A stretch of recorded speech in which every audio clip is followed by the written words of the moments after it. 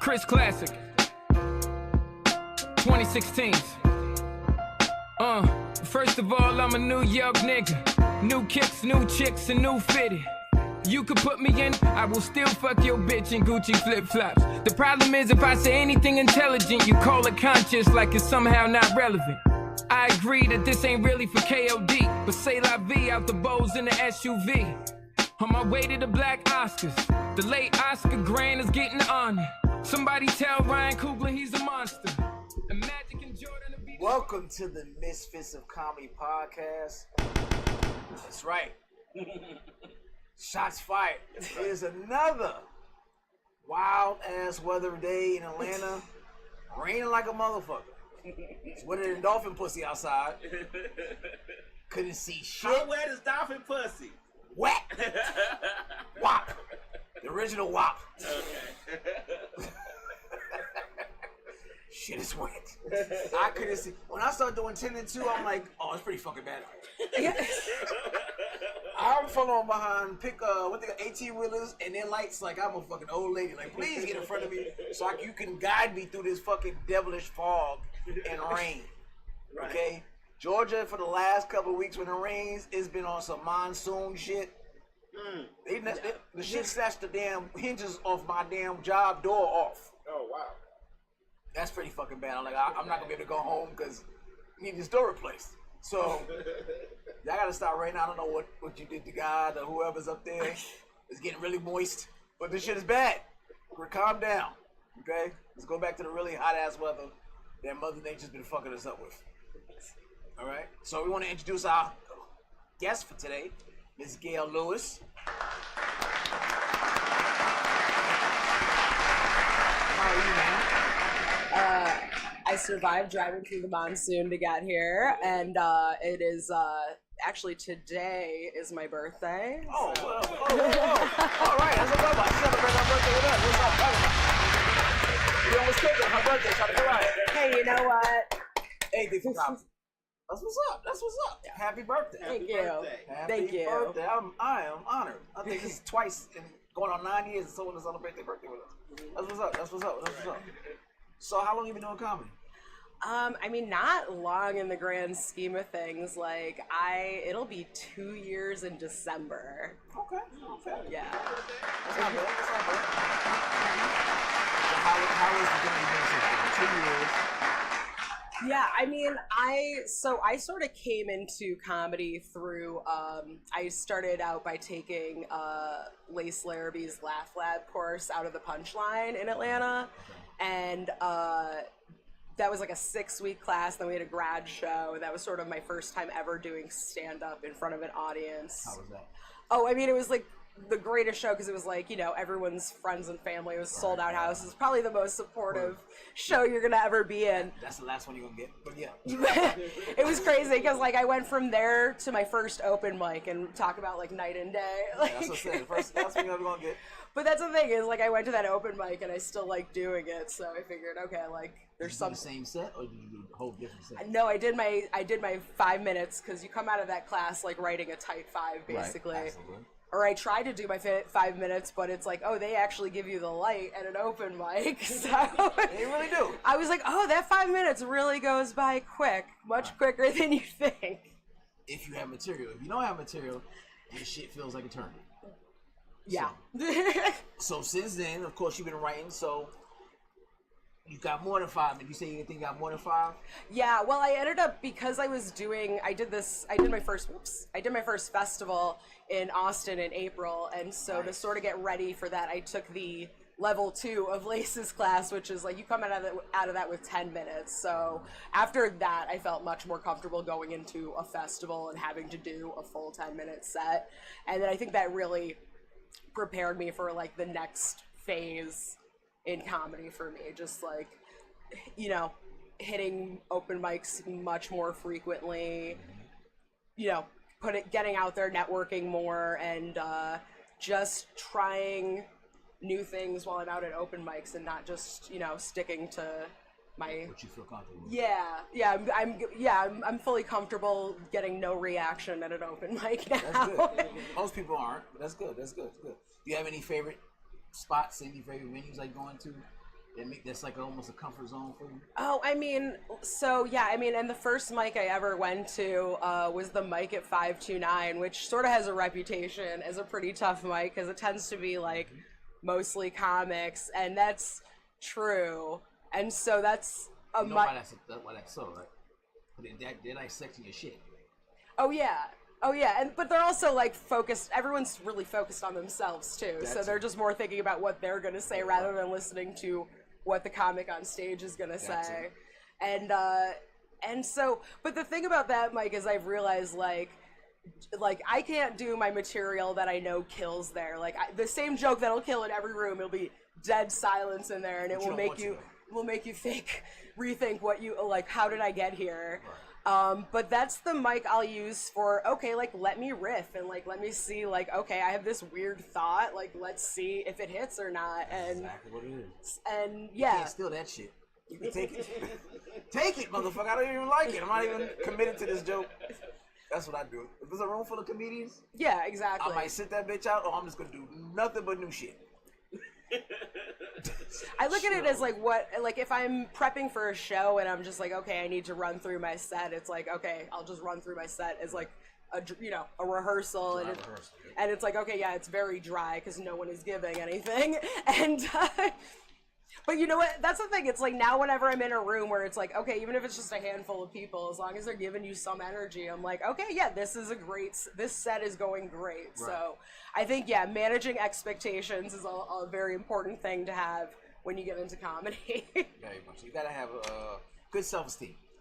Because this shit will bust your balls a couple times. You're like, God damn it. Yeah, and I think definitely I think the only reason you get on stage is like there is a part of you, even if you struggle with self-esteem, that thinks like I'm the shit in some shape, way, or form. Right. Yeah, very much so. So again, highs and lows. What is a low moment since you've been on stage and you were like, wow, that was a rough night? All the time, like, whew, this is it for me. I'm in the right place. So high and low. I mean, so it's been my birthday month, and I turned 40 today. Okay. Yeah. I mean, I've always been really like honest about my age, just because I think it's important to be, because like so many, like especially these young comics, these 20-year-olds, these 21-year-olds, they have no clue what anyone of any age looks like. That's the thing, is they're always shocked, and it's like, yeah, like, we don't wither up into like hags the moment we turn 35, like, you know. And I don't know, I also come of the generation that like we learned how to use sunscreen and moisturizer, so I think that helps. That's a good thing. Yeah. Little cocoa butter don't go a long way. That's what's up. Okay. So you said, so the high, what was the low? Was that the low? Oh, so I mean, I haven't even, like, the one thing you'll probably discover about me is I tend to ramble on a bit at times. So I've been doing this whole 40 for 40 for this month. So last night, my birthday show was actually my 32nd set of the month, and it's been, booked shows. It's been mostly open mics. And it's been getting me out to mics in the Atlanta area that, I've been meaning to get to and you never get around to. And it's been great for meeting new people and, just, being experimental in a sort of, safe haven of sorts. 40 for 40. Yeah, and I would say, but I've also had, like, and again, it's been in rooms full of comics, like, I had my first, like, rough set really in front of an audience. Like, I went to Monticello. Yeah. Which, I didn't know a ton going in. I knew it was like an urban room, like, as they love to say, but it's a rough crowd.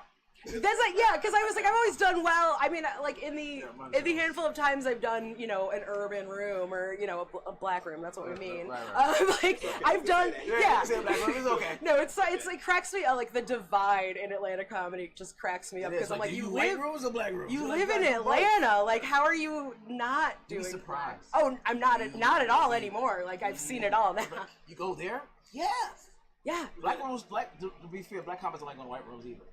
Yeah, there's not a whole lot of crossover, and I think it's unfortunate, but it's also just a question of, it's different audiences like different things, and I mean, yeah, I've done well with black audiences before, but yeah, Monticello was a different experience, and it was like, you know, you hate to hear when you're getting off stage, she trying, like, and I mean, I didn't even think it was that bad. Like, I got a few laughs and everything, and you know, but wow, like, I was just like, okay, she trying, yeah, she's trying, like, yeah, you know what, it is. Well, that's a hard.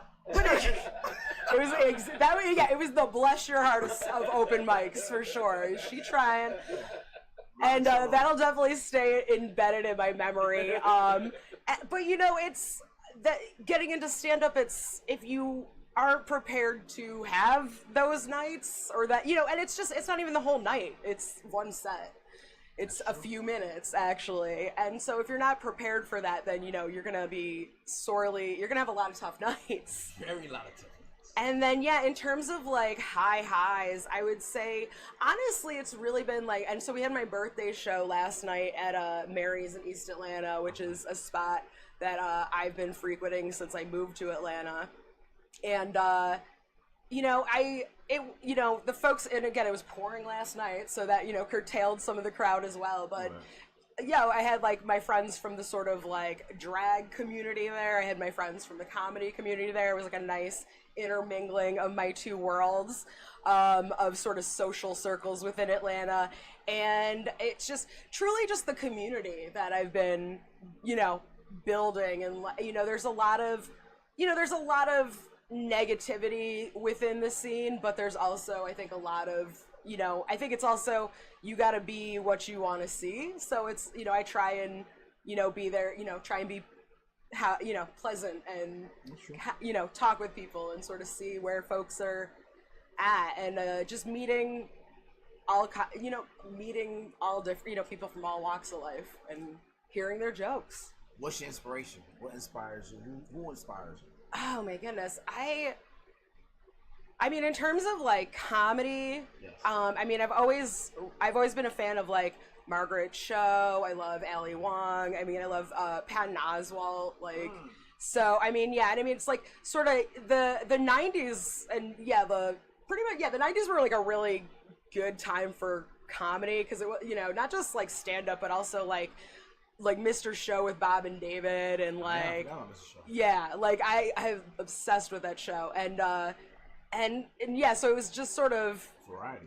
Yeah, exactly, and so much has been influenced by that. And shoot, what was the question again? Yo, I have ADHD, so like I made sure to medicate before this, but like it happens. Did you smoke a little bit? Of course. Okay. One thing you know about me. I'll say what was your inspiration? So you did. Yeah, I did. Again, just cut me off if I'm going on for too long. So your writing process, how does that go? Are you writing a lot? Do you do a lot of crowd work? How's your stage presence? I mean, I've been dipping my toe into more crowd work. Like I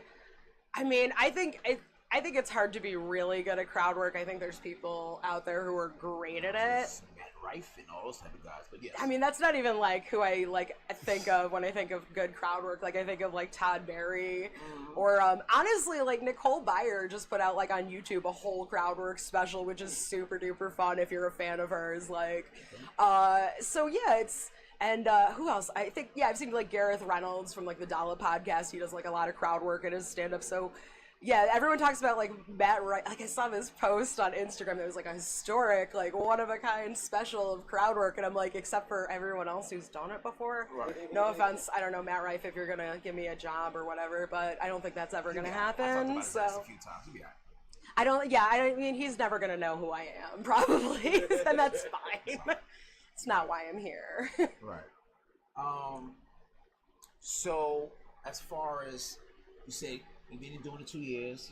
Yeah. You got your community, your clique. Have you noticed the difference between how can I say it? The urban community or the black comedians and the white comedians, how they intermingle, and how, like you said, the rooms are? is there any intimidation in either way? Do you feel comfortable being trying to get a universal aspect to it? Yeah, and I mean, for me, it's like, especially, yeah, and doing this whole, like, loop of all these different rooms this month, it's been great to get in front of, outside of the usual audiences I've been in front of and seeing, how stuff plays in different places. And I think, for me, I just try and be me when I'm up there. I think it's important, like, you can tweak your set to the to the crowd, to the feeling, what it's any audience, like what they're reacting to. It's like, okay, there may be, I do a lot of material on the fact that I have ADHD, and something I've noticed, at least in the black rooms that I've done so far, is that material doesn't hit as hard with that crowd as it does in the which, I mean, everyone, like, listen, everyone can benefit from therapy, all that stuff, all that. No, that's the problem. But it's just, and I think it's just a question of, being you, but, it's just about, like, being able to, like, feel out a room too. And I think it's also a skill that, like, carries over into real life as well. Like, prior to getting into comedy, like, my last job, I was doing some events planning and like academic conference kind of stuff, and it's just like you're trying to appeal to a lot of different people and just figuring out how to move through different spaces. For sure. All right, so is there, similar to what you're saying, is there any topic that you won't touch right now? It's like, I'm gonna stay away from that because I don't want to get canceled. I don't want to hear no. I mean, I think, like, the whole idea of getting canceled is, like, so, like, all the people who are supposedly canceled, like, Dave Chappelle and Louis C.K. and all these people, I'm like, they're doing pretty well for themselves. But I think it's a question of, because I mean, I definitely do a lot of material that could be considered edgy or, a little, and offensive depending on the person. And that's the thing about comedy, is it's going to be subjective, and people have a right to be offended. And I think that's something people, you as an audience member have a right to be offended. And it's like, hey, you have a right to be offended, turn it off, all that. What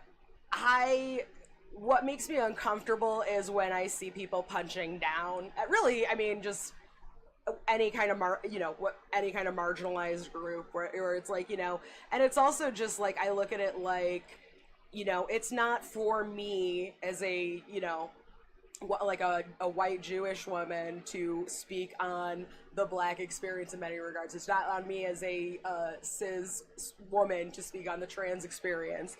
And so I think that's where people, like, kind of, it's kind of like a stay in your lane respectfully thing. Like, you can sort of, like, bump against the edge, like, and that's why it's called the edge. Like, you can, but you don't want to, like, just, drive your car. I don't know what metaphor we're going with, but yeah, you don't want to just, like, yeah, exactly. Like, you got to just be, and I think it's also, the flip side of that is that, in terms of, like, when you do hear something that, unless it's, like, outright hateful, like, I think you gotta, especially if it's an open mic, you gotta give people a little bit of room to work stuff out. Because, hey, maybe that person doesn't know that line is necessarily not gonna come across the way they think it is. And if it's a room where, and I think it comes with you being open to getting that criticism and feedback in real time too. Like, as long as you're not like, hey, there's something wrong with you for being offended with this. It's like, no, just not every joke is meant for every room, and just not every topic is,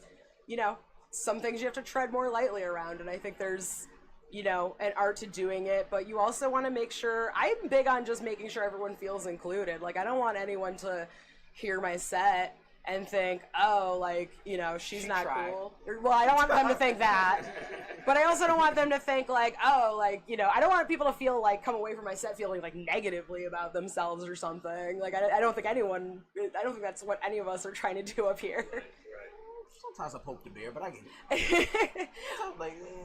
I mean, well, we're all, being contrarian, I think, comes with the territory of being a comic. Like, that's kind of what we're doing. I mean, we're examining, right, our thoughts in life and, our thoughts on life and all those things. So we're coming at things from different angles, but I think it's a question of there needs to be a give and take. Like, it's, you know, hey, you need to have room to learn and grow. Like, I think, you know, I think you got to look back, like, okay, the person you were 5 years ago, like, you got to think back to some of the things you said and did, and were like, when you didn't know better, and you're like, oh, it makes you cringe, and, you know, 10 years, all that. And so it's just, you got to continually be in the process of, you know, hey, I'm learning, I'm doing better. I didn't realize something something I said maybe, I hope people aren't going around like walking into a room like, man, I want to make this joke and I really want to give it to this, you know, person, this group, whatever it is.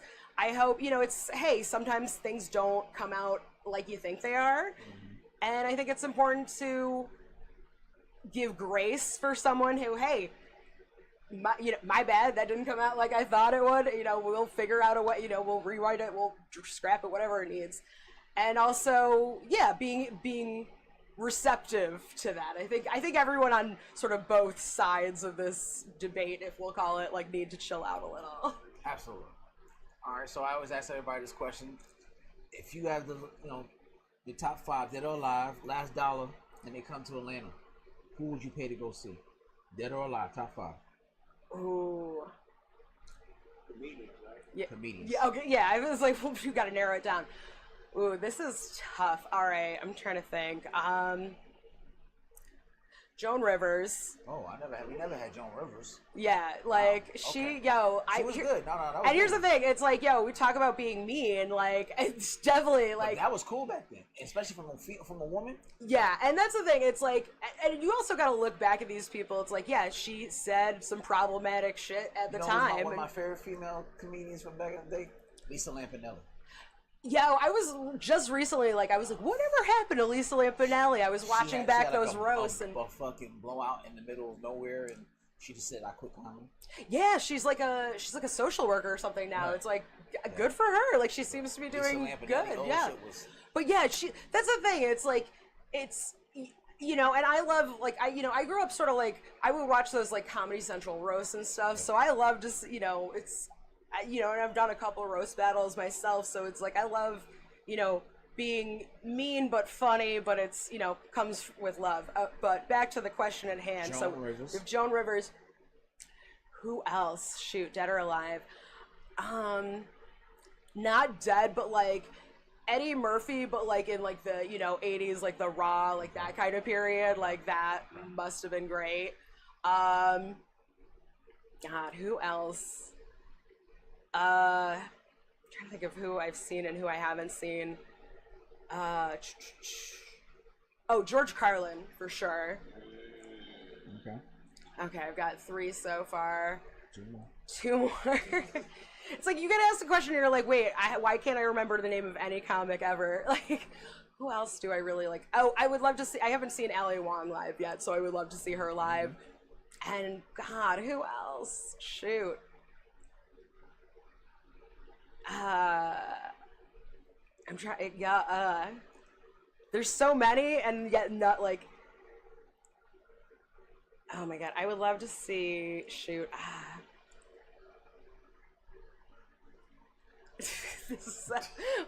I'm like, all of a sudden my mind is usually never blank, and I'm like, I all of a sudden just went blank. I would love to see who. I can't think of anyone. You know what?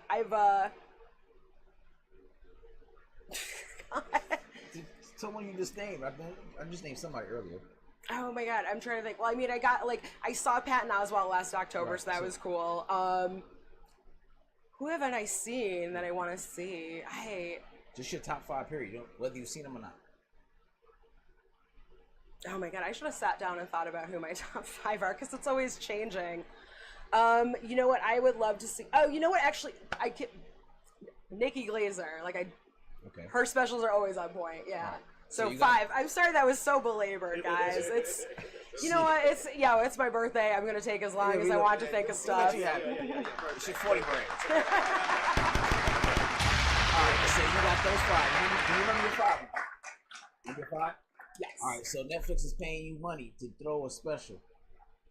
You got to have one opener, a host, a feature, and a headline. Once somebody's getting left out, who's gonna get left out? Someone out of that lineup is getting left out. Host, opener, feature, headline. Who's doing what position? I feel like Joan is host. Okay. Because she'll just like riff on everyone and everything. Let's see. I want to just say Carlin is the headliner. Okay. Good. Let's see, and then we have. Ali Wong is the feature, and let's see, we have opener. Let's go with Eddie and Mickey. Oh, you know what? We'll give it to Eddie. Let's have Eddie open that. Open it up. Okay. All right. That's an interesting show. It's a little all over the place, but so am I. So 2 women, 2 men. I like that. Yeah, I keep it balanced. Okay. All right. So we're going to do some of these topics. All right. All right. Cool. All right. So no, President Biden's dropped out of the race, and let Kamala step on in for him. Tag, you're it. But before that, he had an interview on one of these platforms that he said he believes that he's losing the black voters because he can't go see them in the projects. What? I mean, well, he did get COVID, did he not? So I mean, it's a health concern. Just he can't be around too many people in general. Like, you know what I mean? It's like, when it's like it's like he needs to be around people who are just wearing masks all the time because he might catch whatever. Like, if he catches anything, it's over. You know what I mean? Like, that's the immune system. Nah, he said. But he thinks his personality is so winning, and he's just like, yeah, I can go to the projects and like. Is that as like I could shoot someone on Fifth Avenue? Like, is that? There's nobody in the Bronx like I ain't voting for him. He ain't even come to Brooklyn yet.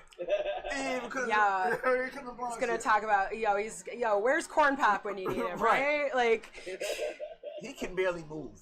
I know. I'm so glad. Have a shootout and watching him. Thank you for your service, man. But like, thank God he stepped aside. My goodness. Yeah, he's looking bad. It's rough. Listen, my grandparents lived with us till we were infirm. Ways across the part where he says he can't see black people because he can't go to the project. That's what I said. Yeah, well, I mean, he literally works with a black woman. He's like, I don't see color, like when it comes to her. But if I do, y'all would be in the projects. That's where the black people are. What are you talking about? Like, come on. Like, gotta love Joe. No, it's like, it's like that old person who's not like.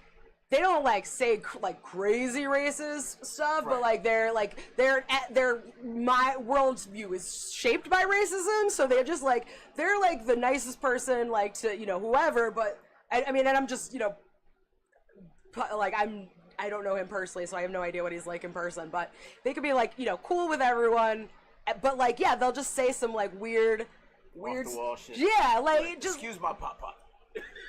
Like my grandparents, my maternal grandparents, because like I never met my dad's grandparents. They both died before I was born or baby.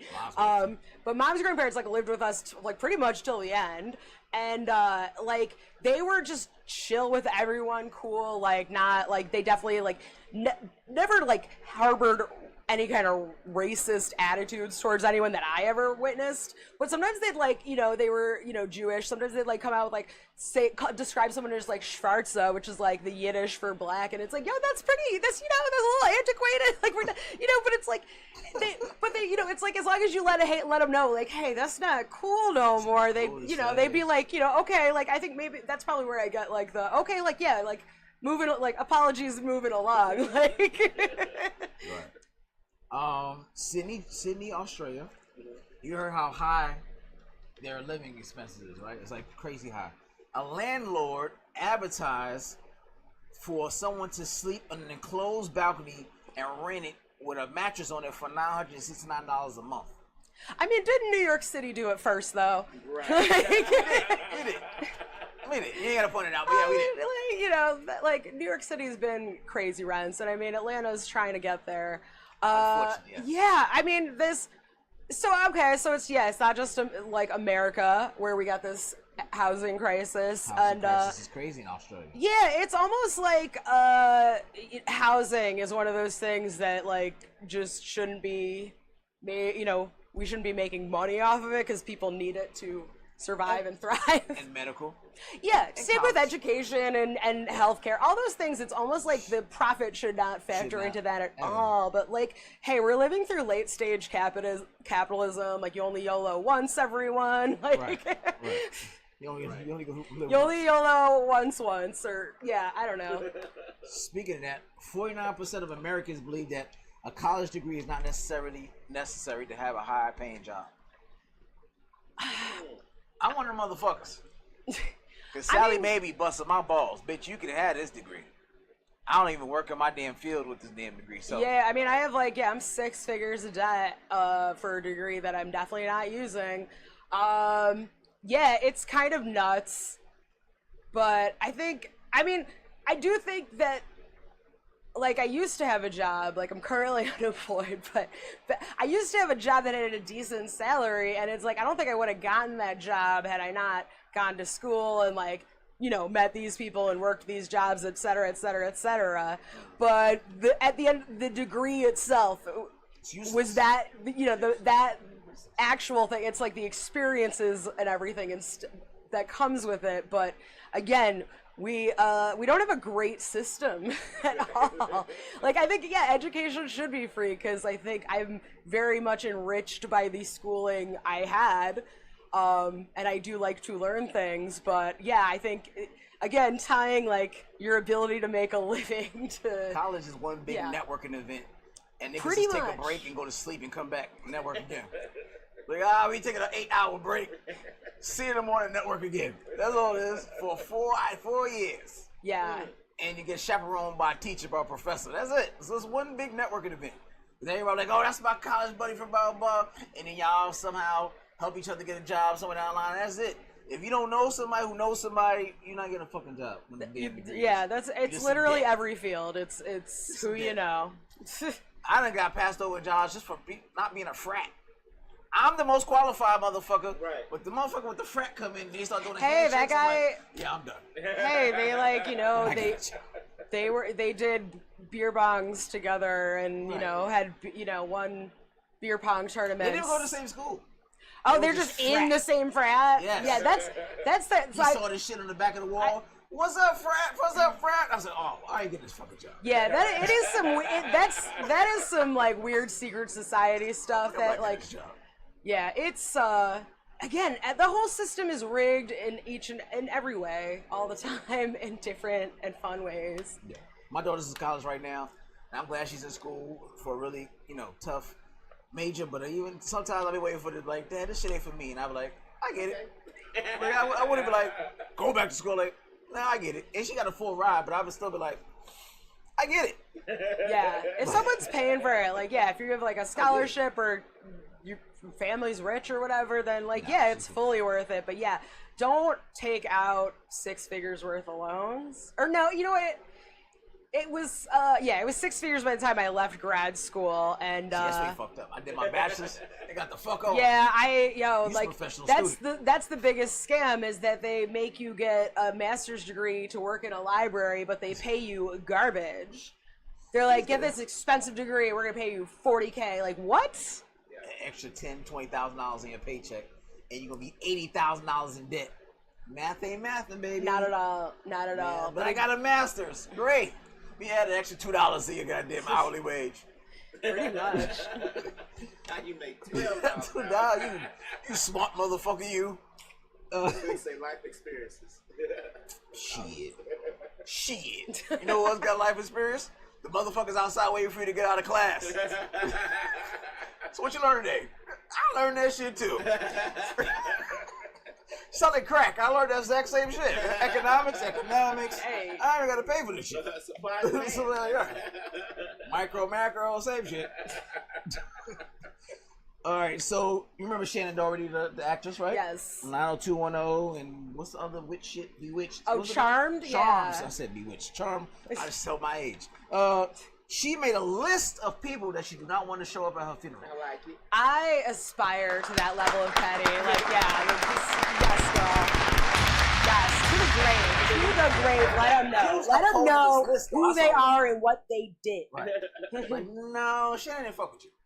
I love it. I love it. Yeah, I'm honestly inspired. I'm definitely gonna keep a list of people that can't show up at my funeral. Definitely. I love that. This shit's beautiful. When I saw it, like, that's some cold-hearted shit. With the reason why next to the name. Oh yeah, I and it would needs think to be you read would've off at the funeral. Right. Like I'm not around. There's no consequences for me now. Like Right. light them motherfuckers up. Right. That's funny. Tell them everything I really felt. Yeah. That's You funny. should make sure in the thing you put, and please have a microphone that's hooked to the PA system when you tell them that they can't come That in. they can't come in. Like, sir, you're not even supposed to be here. This bitch said she stopped like you in 3rd grade. I don't know. It's literally everyone who's not on the list +1. getting in. Plus one, yeah, that's out of here. Plus security. That's some cold shit. love it. That's very cold shit. I think I might make a list of motherfuckers myself. Yeah, we stand a legend. To like, the grave. To the fucking grave.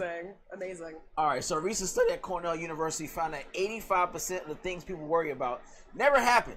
And that 15% that do, 79% of individuals find our challenges easier to handle than expected, and they gain valuable lessons from them. So 85% of the shit you think about don't never happen. You just worry yourself into a fucking frenzy for nothing. You drink, you smoke, crack, whatever the fuck you do. It's correct. Damn. I had to go to the extreme. This shit never happens. No, for real. And I've had generalized anxiety through most of my life, and like I've dealt with panic attacks and stuff before.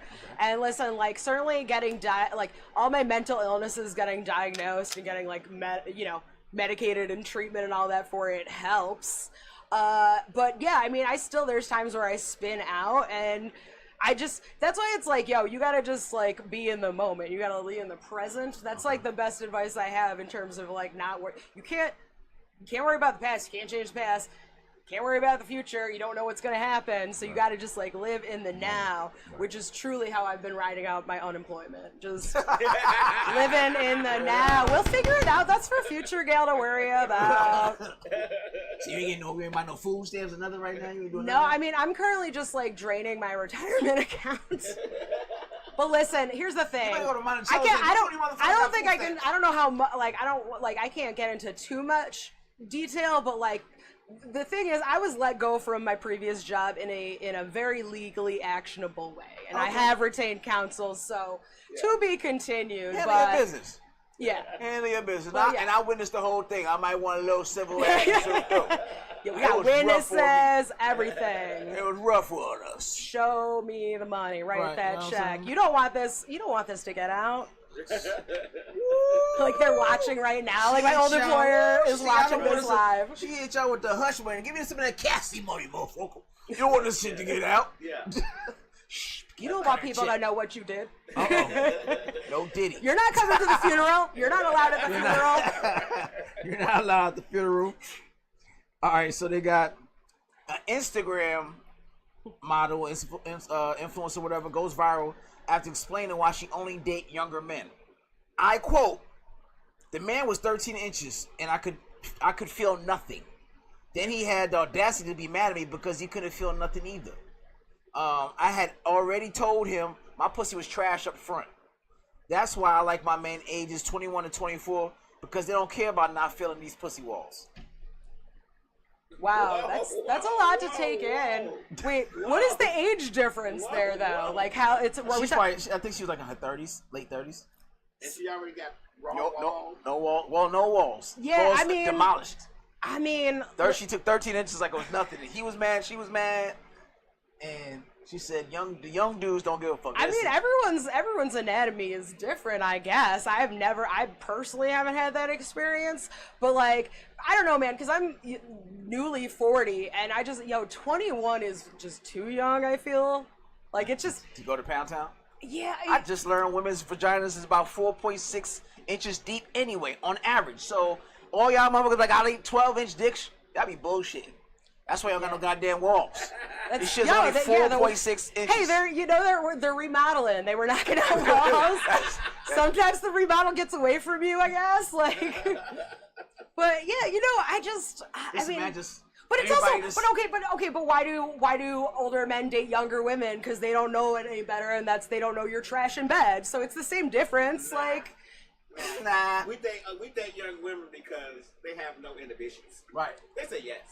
They're doing all the You're nice not- shit that 40-year-olds ain't doing. You're not meeting the right women. I don't know what 40-year-olds you're hanging out with, but like maybe it's because I do comedy. We're all freaks. Like, okay. we're all mentally ill, so. Now, there's a couple 40-year-olds that do it, but the other ones be like, ugh, I don't do that no more. I used to do that. I used to do that. What the fuck When you you start used doing to? it, when you met me? Right. I don't want the used to, motherfuckers. Talk to your friend that still do it. Yeah. Listen. You really send that woman to where she needs to go. She'll do anything for you. So I think that's a personal problem, guys. Yeah. Send her where she really goes. She'll do anything. I ain't got no booze Right. Because you know I'm right. She'll do anything. Why are you booing me? I'm right. Hit my balls. She tried. I don't do that. Yeah, she tried. Right. Listen, if you've done your job well and you ask that politely, you might get your balls licked. Come on. What's the polite way to say lick my balls?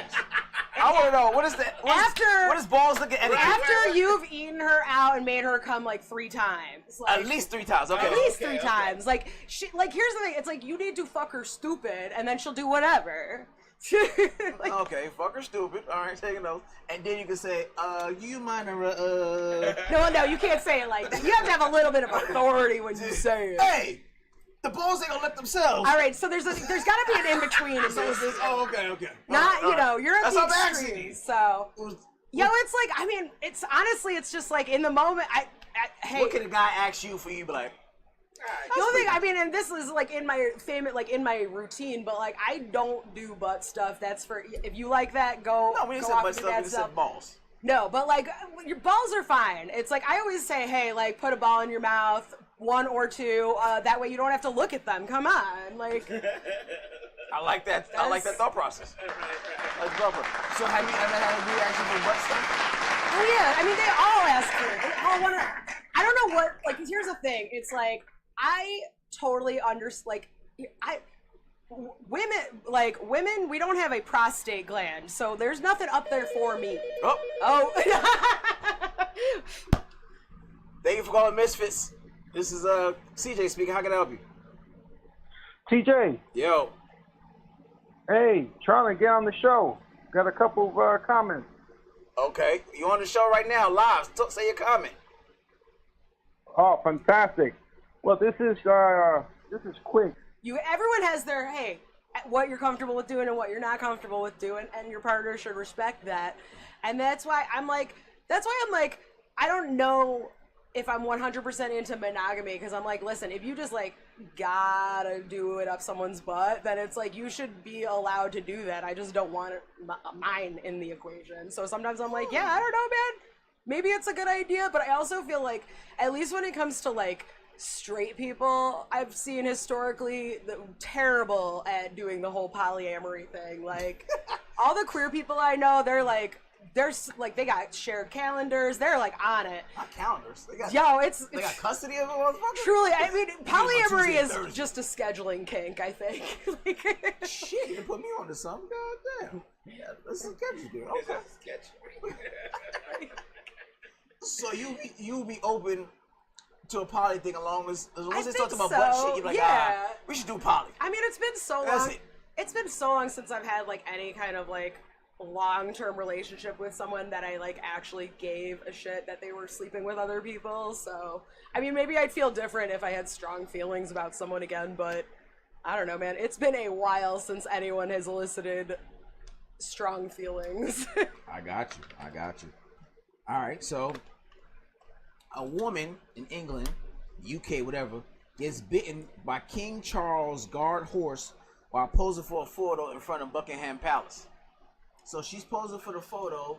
You know, they have the guards there, the horse is there, and the horse takes a big ass bite out of her fucking arm while she's posing. So again, clearly the U.S. is the trendsetter. They were taken up for Commander Biden's MO. But the thing is, Commander Biden was biting secrets. He was biting cops. So like that's fine. Like why are you biting innocent civilians? That's like how the monarchy just treats people in England, you know? Don't give a fuck.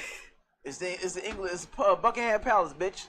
But she was really close to the horse. The horse looked like Like she took, like he was pissed off. She probably took a couple. That's also pictures. other like, and I mean, I don't even have to ask what race she was. She was white, I bet. Like, because only white people are like, let me fuck with these animals like this. Like, animals are great. You keep your distance. They're animals. You know how they had the guards they can't sit still. It was that type of shit. And hey, I mean, I wasn't there, but it sounds like she might have had it coming. Yeah. Yeah. Fuck that. Leave the damn horse alone. Exactly. All right, so they're saying that Drake and Jay Prince is going around Houston banning DJs from playing the Kendrick Lamar song "Not Like Us." If you play the song, there could be consequences. Oh, my man has not heard of the Streisand effect. The more you try and keep the lid on something, the more is going to be out there. Like, he is just, L after L after L. Drake. Roof stuff. That is, that's... You know what? If you are like walking around saying, "Hey, don't play this diss track," you are losing. Like, there's no question. Like, yeah, it's over. Like, and it's funny because Jay Prince, anybody who's familiar with the Houston scene know what Jay Prince is to that scene. But Kendrick took a snipe at him in Euphoria. You would think he was like, "Yeah, keep Euphoria off with the two too," but Not Like Us is obviously the club banger, so you're not worried about Euphoria. But yeah, that's pretty bad when you're like, yeah. The whole city can't play this shit. And people, DJs. I would love to see him try that in Atlanta. I would love to see it. I don't even think he's gonna come back. Now I'm gonna play it 52 times. Right. I don't think he's gonna come back to Atlanta after he put him out there about the Atlanta shit. I mean, no, it's over. It'd be pretty hard for him to come back to Atlanta now. Drake needs to do. He needs to like go away for like he needs to have like a hiatus or whatever, sabbatical, whatever you want to call it. Yeah. And needs to like go, just shut up for a while, and then like I don't know, do some sort of like get a good PR person and do some sort of rehab on your image after a while, and like listen, just drop some good beats again, and we'll be forget about it. Exactly. Just this right now, it's just compounding embarrassment at this point. Drake, if you're watching, stop what you're doing. Stop, sir. Because it's just making it worse. It's unbecoming. It's unbecoming. This shit it has a mind of its own. It's getting into and like remix Elon. Is coming too, so it's getting into Elon Musk levels of cringe. Like, you have too much money to be acting like this. Yeah, relax, sir. Relax. All right, so this is the last story, and I find this story funny. That's why I want to save it last. Sharks off the coast of Brazil have been tested positive for cocaine. Marine biologists tested 13 Brazilian sharp-nosed sharks taken from the shores of Rio de Janeiro, found that they was tested for high levels of cocaine in their muscles and livers. The concentration was almost 100 times higher than previously reported by other aquatic ant creatures. So obviously, the other ones got coke in their shit, but something about these sharp-nosed sharks really like the coke. So first of all, I guess when you flush your drugs, it does go to the ocean. It does. We always want to know what happens to it. Oh my god, can you imagine like just Jaws on cocaine though? That's crazy. Too much. You watch the movie Cocaine Bear? No, I still need to watch it. It's a stupid movie, but I can imagine but it's real. a cocaine shark, like a shark just bugging out, fucking everything up in his sight. It's 13 of these motherfuckers. But also just like won't stop talking about like their movie idea, like just so annoying. Man, just like he's really aggressive. Like, hey human, what you doing over there? I tried to bite this whole last week, and Do you got any more cocaine? Yeah. You got any more cocaine? Anyone holding? Shell as a table. Right. Just like, oh my god, this shark won't leave us alone. He's acting like, we all can tell. We all can tell you're high, dude. He thinks we don't notice. He's snorting off of rocks and shit. I almost bit that human over there. I almost bit that motherfucker. That bitch fast though. That bitch fast. That's hilarious. 13 sharks in Brazil high off coke, 100 times more than the other creatures. That means the other ones already as high. How much coke are you going through Brazil that they're the all your sea animals are high on coke? They're like the Scarface of sharks. Like, these three motherfuckers went overboard and got extra. They didn't know when to say when. They're the Tony Montana. They're just like putting their face in it, like just. say hello to my little fan. Like, but it's such a specific number. It's just like, hey, don't tell nobody else. Come on. They must have, the scientists were like, no one's gonna believe us. We gotta get real specific. 13 fucking sharp motion. I like this shit. Is with wild. Food and shit. Hell yeah. Oh, watch you. Wow. I'm just fucking with you. Yeah. Try it back tomorrow. Yeah. You know it's a drug dealer that's bad to the motherfucker. Like, hey, what happened to my product? Oh shit, it's fucking sharks. Right. Niggas don't even bite nobody. They're circling around. Are they gonna attack at any point? They're circling around. Like, you got more of that shit? No? Alright. Don't come back to me with this shit. I'm gonna bite your ass for real. I'm gonna let you pass. You know what I'm saying? Sorry, babe. It must be the blow. Right. That's funny. I was like, cocaine sharks? I do want to see the movie. I want to see that movie. Come on. Sequel to Cocaine Bear. Come on. Let's green light it. Cocaine Bear was so fucking hilarious. And it was based on a true story. So yes, I mean, literally, that's the crazy part it's about the it. formula is there. Like, it's get them on this. Come on. You ever seen? This is a trashy movie, but sometimes I like a little stupidity movie. Sharknado. You ever seen Sharknado? No, I haven't seen Sharknado, but I have seen Birdemic, which what the fuck is a birdemic? It's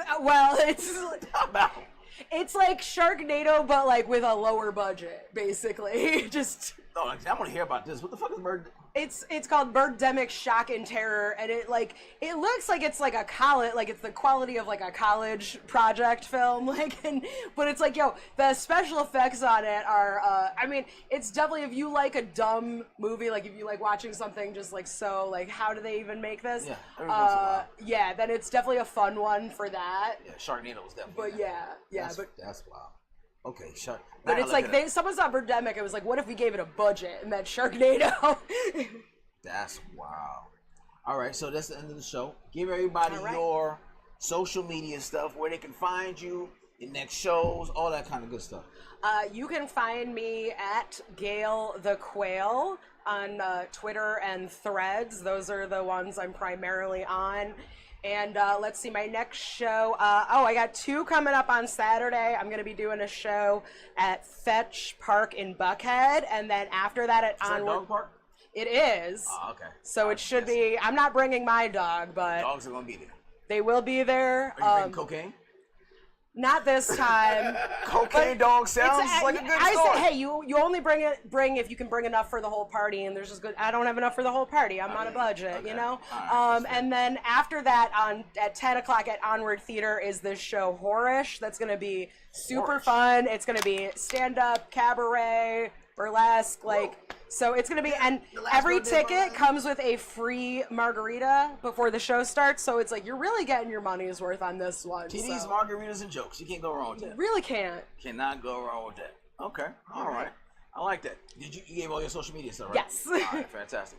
All right, I have a show coming up this Saturday at Baccaris Plant-Based Pizza Lounge, 8 o'clock. It is 576 Lee Street. Again, 576 Lee Street. I got my headliner, my homegirl. She's from Jersey, but she lives in North Carolina now. Miss Chit Chat. I got my man, Thank You, Chris, featuring. And I got my opener, Donald Hart, that was here a couple weeks ago. It's going to be a great show. Make sure you guys come out. $20 in advance and $25 at the door. All right, all the information is on my page. C-Day Trowers, TROWERS Comedy.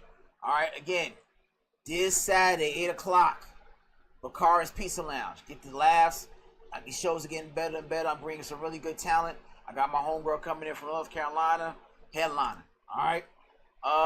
If you missed the show for whatever reason, I don't know why you would have done that. You can catch us on YouTube under Misfits Radio, Misfits of Comedy, Instagram Misfits of Comedy, Facebook Misfits of Comedy, Amazon Music, Roku TV, iTunes, SoundCloud, Mixcloud, anything you watch any podcasts on, Pandora, we on all that shit. All right. And then there's other shows here on the Misfits Radio and TV platform. Make sure you support those. Again, we'll be here next week at same time, 8 o'clock Wednesday, Misfits of Comedy. See y'all next week. All right? Peace.